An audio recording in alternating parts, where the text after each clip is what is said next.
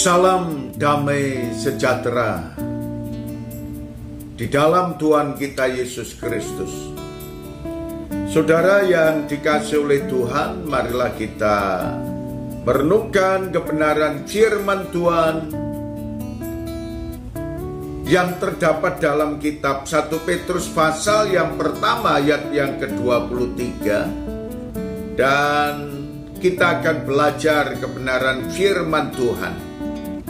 Dilahirkan kembali untuk menikmati hidup yang kekal.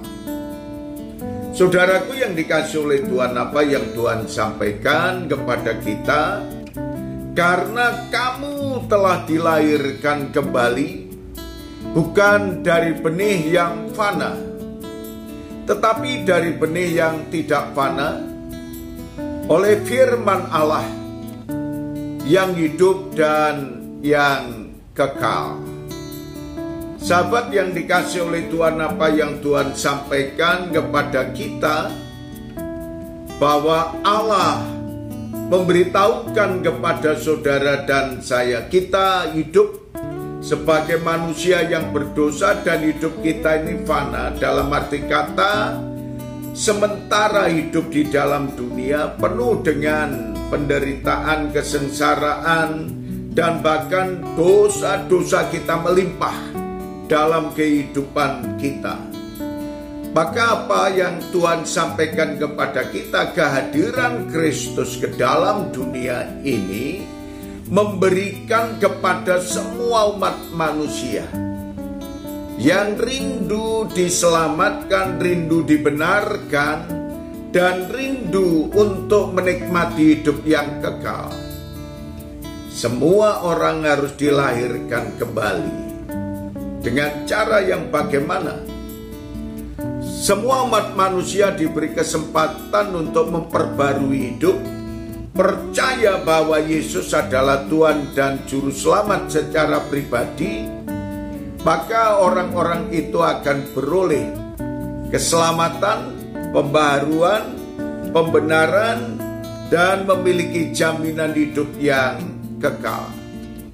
Yohanes 3 ayat 3 berkata kepada kita, Yesus menjawab katanya, Aku berkata kepadamu, sesungguhnya jika seorang tidak dilahirkan kembali, ia tidak dapat melihat kerajaan Allah. Dan saudara sekalian, apa yang Tuhan sampaikan kepada kita, dilahirkan kembali itu tujuannya supaya semua umat manusia tidak dihukum dan diperbarui kehidupannya oleh karena iman kepada Sang Kristus. Sehingga setiap orang yang beriman kepada Kristus akan hidup dalam pembaharuan dan dikatakan akan menikmati hidup yang kekal dan menikmati apa yang Tuhan janjikan.